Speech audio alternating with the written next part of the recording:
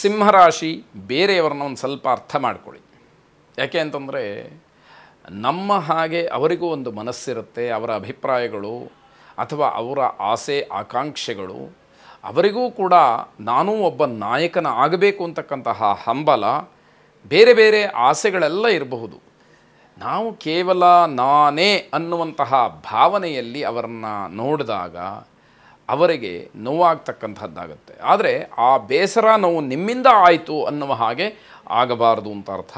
ಬೇರೆಯವರು ನಿಮ್ಮ ಆಶ್ರಯವನ್ನು ಅಪೇಕ್ಷೆ ಪಡ್ತಾರೆ, ನಿಮ್ಮ ಜೊತೆಯಲ್ಲಿರಬೇಕು, ನಿಮ್ಮ ಸಹಾಯ ಬೇಕು, ಅಥವಾ ನಿಮ್ಮ ಒಂದು ಸಹಕಾರ ಬೇಕು, ನಿಮ್ಮ ಪ್ರೋತ್ಸಾಹ ಬೇಕು, ನಿಮ್ಮ ಆಶೀರ್ವಾದ ಬೇಕು, ಮಾರ್ಗದರ್ಶನ ಬೇಕು. ಹೀಗೆ ಆಯಾ ಮಟ್ಟಕ್ಕೆ ಅನುಗುಣವಾಗಿ ನಿಮ್ಮನ್ನೆಲ್ಲ ರೀತಿಯಲ್ಲೂ ಕೇಳುವುದುಂಟು. ಆದರೆ ಯಾರನ್ನೂ ಕೂಡ ನಿರಾಕರಣೆ ಮಾಡಬೇಡಿ, ಯಾರನ್ನೂ ಕೂಡ ನೀವು ಬೇಡ ಅಂತ ಹೇಳಬೇಡಿ.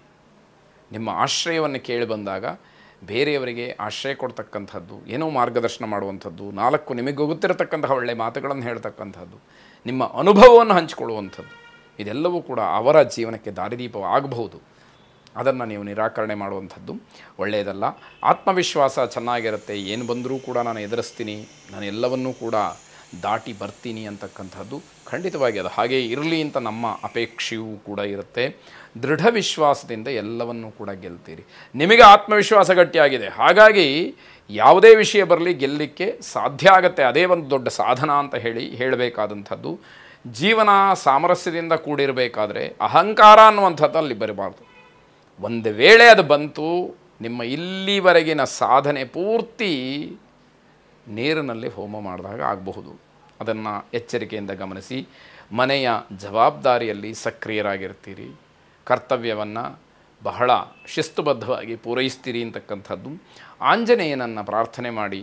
ಹೇಗೆ ಆಂಜನೇಯ ಸ್ವಾಮಿ ಶ್ರೀರಾಮನ ಆಜ್ಞಾನುಸಾರವಾಗಿ ಅವನ ಸೇವೆಯನ್ನು ನಿಷ್ಠೆಯಿಂದ ಮಾಡ್ದ, ಹಾಗೆ ನೀವು ಕೂಡ ನಿಮ್ಮ ಕರ್ತವ್ಯವನ್ನು ಪ್ರಾಮಾಣಿಕವಾಗಿ ಮಾಡಿದಾಗ ಆ ಆಂಜನೇಯನಿಗೆ ಸಿಕ್ಕದಂತಹ ಗೌರವ, ಸ್ಥಾನ, ಮಾನ ಎಲ್ಲವೂ ಕೂಡ ನಿಮ್ಮದಾಗೋದರಲ್ಲಿ ಯಾವ ಸಂದೇಹವೂ ಬೇಡ. ಶುಭವಾಗಿ. ಕನ್ಯಾ ರಾಶಿ ಸಹೋದ್ಯೋಗಿಗಳ ಜೊತೆಯಲ್ಲಿ, ನಿಮ್ಮ ಜೊತೆ ವ್ಯವಹರಿಸ್ತಕ್ಕಂಥವರ ಜೊತೆಯಲ್ಲಿ, ಅಕ್ಕಪಕ್ಕದವರ ಜೊತೆಯಲ್ಲಿ ಬಹಳ ಶಿಸ್ತುಬದ್ಧವಾದಂತಹ ಜೀವನವನ್ನು ನೀವು ನಡೆಸಬೇಕಾಗತ್ತೆ. ಅಶಿಸ್ತು ಕಂಡಾಗ ಅದರ ಪರಿಣಾಮವನ್ನು ನೀವು ಅನುಭವಿಸಬೇಕಾಗತ್ತೆ ಎನ್ನುವಂಥದ್ದು. ಕೆಲಸದ ಒತ್ತಡ ತುಂಬ ಇರುತ್ತೆ, ಆದರೂ ಕೂಡ ನೀವು ನಿಭಾಯಿಸುವ ಸಾಮರ್ಥ್ಯ ಹೊಂದಿರ್ತೀರಿ. ಸಮಯಾಭಾವ ಅಂತ ಹೇಳಿ ಅನ್ನಿಸ್ಬೋದು, ಟೈಮ್ ಸಾಕಾಗ್ತಾ ಇಲ್ಲ ಅಂತ ಹೇಳಿ ಅನ್ನಿಸ್ಬೋದು. ಅದು ಖಂಡಿತ ತಪ್ಪಾಗತ್ತೆ. ಸಮಯವನ್ನು ಸರಿಯಾಗಿ ಆಯೋಜನೆ ಮಾಡಿಕೊಳ್ಳಿ. ಇರುವಂತಹ ಸಮಯದಲ್ಲಿ ಎಲ್ಲವನ್ನು ಮಾಡಲಿಕ್ಕೆ ಆಗತ್ತೆ ಅಂತ ಅರ್ಥ. ವಿಶ್ರಾಂತಿಯ ಅಗತ್ಯ ತುಂಬ ಕಾಡುತ್ತೆ. ಯಾಕೆಂದರೆ ಶಾರೀರಿಕವಾಗಿ ಮಾನಸಿಕವಾಗಿ ಆಯಾಸ ಆದಾಗ ಅದೊಂದೇ ದಾರಿ ಅನ್ನುವಂಥದ್ದು ಮನಸ್ಸಿಗೆ ಬಂದಿರುತ್ತೆ. ಹೃದ್ರೋಗಿಗಳಿಗೆ ಸ್ವಲ್ಪ ಸಮಸ್ಯೆ, ಎಚ್ಚರಿಕೆಯಿಂದ ಇರಬೇಕಾಗತ್ತೆ.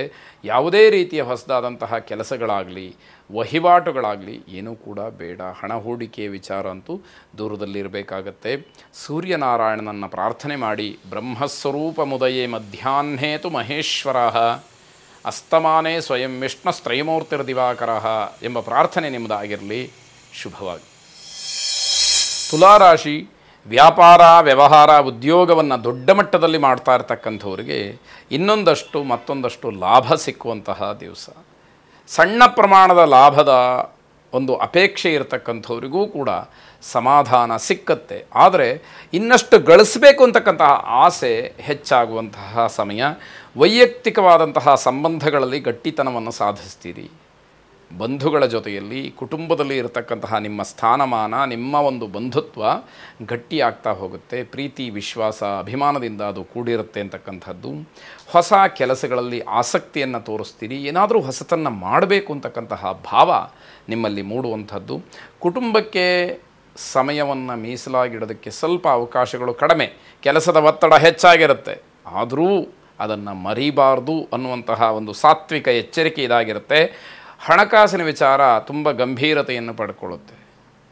ಯಾವ ರೀತಿಯಲ್ಲಿ ಹಣ ಸಂಪಾದನೆಯನ್ನು ಮಾಡಬೇಕು, ಹೇಗೆ ಉಳಿಕೆ ಗಳಿಕೆ ಇವೆಲ್ಲ ಅದು ಚರ್ಚೆಯಾಗುವಂಥದ್ದು. ಜವಾಬ್ದಾರಿಗಳು ಹೆಚ್ಚಾಗ್ತಾ ಹೋಗಿ ಆತಂಕ ಶುರುವಾಗ್ಬಿಡುತ್ತೆ. ಈ ಕೆಲಸವೂ ನನ್ನ ಮೇಲೆ ಬಿತ್ತ ಅನ್ನುವಂತಹ ಭಾವನೆ ಬಂದಾಗ ಇಷ್ಟು ದೊಡ್ಡ ಕೆಲಸವನ್ನು ನಾನು ನಿಭಾಯಿಸಬಲ್ಲೆನಾ ಅನ್ನುವಂತಹ ಪ್ರಶ್ನೆ ಉಳಿಯುತ್ತೆ. ಅದನ್ನು ಗಮನಿಸ್ಕೊಳ್ಳಿ. ಐಶ್ವರ್ಯ ಲಕ್ಷ್ಮಿಯನ್ನು ಪ್ರಾರ್ಥನೆ ಮಾಡಿ. ಶುಭವಾಗಿ. ವೃಶ್ಚಿಕ ರಾಶಿ ಮಾನಸಿಕವಾಗಿ ತುಂಬ ಒತ್ತಡ ನಿಮ್ಮ ಮೇಲೆ ಇರತಕ್ಕಂತಹ ದಿವಸ. ನಿಮ್ಮ ಉದ್ಯೋಗ, ವೈಯಕ್ತಿಕವಾದಂತಹ ವಿಚಾರ, ಹಾಗೆ ನಿಮ್ಮ ನಿತ್ಯ ಜೀವನದ ಕೆಲವು ಘಟನೆಗಳು, ಇವೆಲ್ಲವನ್ನು ಆಲೋಚನೆ ಮಾಡ್ತಾ ಮಾನಸಿಕವಾಗಿ ತುಂಬ ಒತ್ತಡಕ್ಕೆ ಒಳಗಾಗ್ಬಿಡ್ತೀರಿ. ಆರೋಗ್ಯದ ಬಗ್ಗೆ ನಿರ್ಲಕ್ಷ್ಯವನ್ನು ಮಾಡ್ತೀರಿ. ಅದು ಖಂಡಿತ ಮಾಡಬಾರ್ದು. ಯಾಕೆ ಅಂತಂದರೆ ಯಾವ ಕ್ಷಣದಲ್ಲಿ ಹೇಗೆ ಬೇಕಾದರೂ ಕೂಡ ಅದು ನಮಗೆ ವಿರುದ್ಧವಾಗಿ ಫಲವನ್ನು ಕೊಡಬಹುದು ಅಂತಕ್ಕಂಥದ್ದು. ಬದಲಾಗ್ತಾ ಇರತಕ್ಕಂತಹ ಹವಾಮಾನದ ರೀತಿಯಿಂದ ನೋಡಿದಾಗ ಶೀತ, ಜ್ವರ ಇತ್ಯಾದಿಗಳು ನಿಮ್ಮನ್ನು ಬಾಧಿಸಬಹುದು ಅನ್ನುವಂಥದ್ದು ಗೊತ್ತಾಗುತ್ತೆ. ಇದು ಕೇವಲ ನಿಮಗೆ ಮಾತ್ರ ಅಲ್ಲ, ಸಾರ್ವತ್ರಿಕವಾಗಿ ಇರುವುದಾದರೂ ಕೂಡ ನಿಮಗೆ ಗ್ರಹಗತಿಯಿಂದ ಹಾಗಾಗಬಹುದು, ಅದೊಂದು ನಿಮಿತ್ತ ಮಾತ್ರ ಅಂತ ಹೇಳಿ ತಿಳಿಬೇಕಾದಂಥದ್ದು. ಹೊಸ ಕೆಲಸವನ್ನು ಪ್ರಾರಂಭ ಮಾಡಬೇಡಿ. ಯಾವುದೇ ರೀತಿಯ ಆಸಕ್ತಿ ಆಗಲಿ ಅಥವಾ ಉತ್ಸಾಹ ಆಗಲಿ ನಿಮ್ಮಲ್ಲಿ ಇಲ್ಲದೇ ಇರತಕ್ಕಂಥದ್ದು ಅದಕ್ಕೆ ಕಾರಣ ಆಗುತ್ತೆ. ಸಿಟ್ಟು ಬರ್ತಾ ಇರುತ್ತೆ, ಯಾಕೆ ಅಂತ ಹೇಳಿ ನಿಮಗೂ ಕೂಡ ಗೊತ್ತಾಗೋದಿಲ್ಲ. ಆ ಕೋಪದ ಪ್ರಭಾವ ಬೇರೆ ಕೆಲಸದ ಮೇಲೆ ಬಂದುಬಿಟ್ರೆ ಅದು ಮತ್ತಷ್ಟು ತೊಂದರೆಯಾಗುತ್ತೆ. ಹಣದ ಲೆಕ್ಕಾಚಾರವನ್ನು ವ್ಯತ್ಯಾಸ ಮಾಡ್ಕೊಳ್ತೀರಿ, ಕಿರಿಕಿರಿ ಆಗುತ್ತೆ. ಎಷ್ಟು ಏನು ಮಾಡಿದರೂ ಕೂಡ ಸರಿಯಾದ ಲೆಕ್ಕ ಸಿಕ್ಕದಲೇ ಸಮಸ್ಯೆಯನ್ನು ಮಾಡ್ಕೊಳ್ತೀರಿ. ಅಮೃತ ಮೃತ್ಯುಂಜಯ ಜಪವನ್ನು ಅಥವಾ ಅಮೃತ ಮೃತ್ಯುಂಜಯ ಮಂತ್ರಶ್ರವಣವನ್ನು ಮಾಡಿ ಶುಭವಾಗಿ.